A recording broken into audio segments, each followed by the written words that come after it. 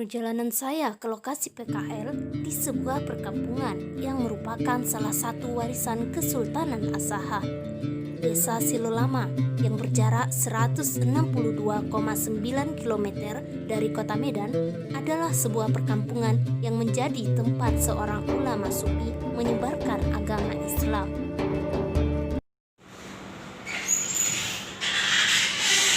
Assalamualaikum Pak. Salah. Ini Pak dari mahasiswa ini Sumatera Pak. Di sini saya akan melakukan PKL Pak untuk meneliti makam Silolaut Pak.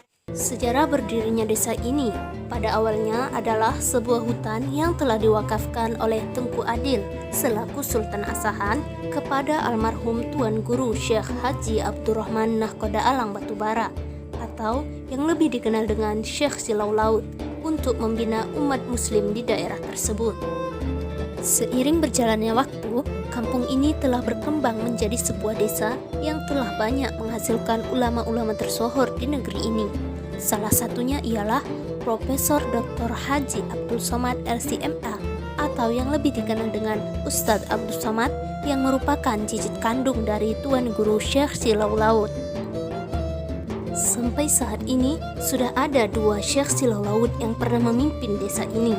Sosok Tuan Guru Syekh Haji Abdurrahman Nahkoda Alang Batubara atau lebih dikenal dengan Syekh Silolaut yang pertama adalah seorang ulama, ahli fikih, sufi, dan pemimpin tarekat Syattariyah. Sosoknya sangat dikeramatkan. Ia telah mendedikasikan diri mengembangkan tarekat Syattariyah sampai akhir hayatnya di sini.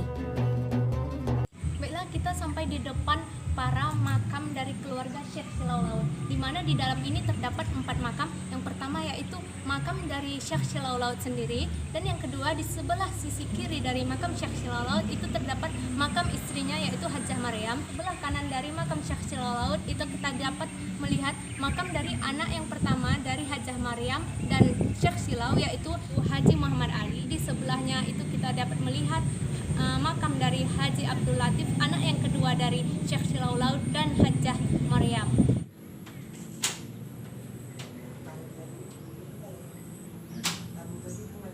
Baiklah, ini merupakan makam dari Syekh Silolaut atau yang nama aslinya Haji Abdurrahman Nahkoda Alang Batubara.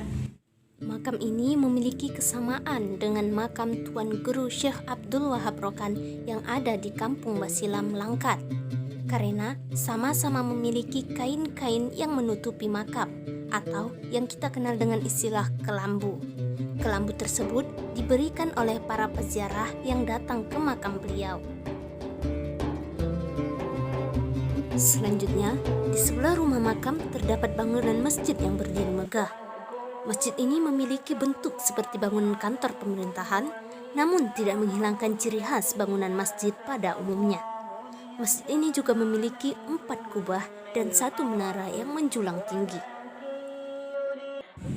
Nah, inilah merupakan masjid peninggalan dari Syekh Silolaut atau Haji Abdurrahman Nahkoda Alang Batubara. Untuk masjid ini kan ya, karena kan kita tengok kan bangunannya itu baru gitu. Baru. 3 kali salin. 3 kali salin dia. Jadi bangunan pertama untuk Syekh ini lah Bu ya. Ketika dia beribadah itu dibangun di posisi masjid sekarang. Iya, itu. Kayu Bu ya.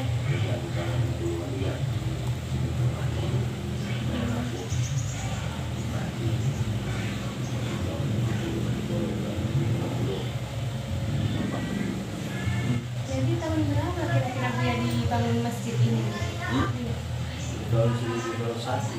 1901. Tidak jauh dari lokasi masjid dan makam Syekh, terdapat rumah tua yang merupakan tempat tinggal Syekh Silolaut semasa beliau hidup. Pada tahun 1916, rumah peninggalan Syekh Silolaut ini berdiri. Warna kuning dan hijau yang begitu indah menutupi seluruh dinding rumah. Sesuai dengan wilayah tempat ia berdomisili, di sekeliling rumah juga terdapat ukiran-ukiran kayu yang bercorak Melayu. Rumah peninggalan Syekh Silolaut sampai saat ini masih berdiri tegak. Walaupun rumah tersebut sudah mengalami pelapukan, namun tidak ada sedikit pun renovasi yang dilakukan karena agar terjagalah sejarah yang terpancar dari bangunan tua tersebut.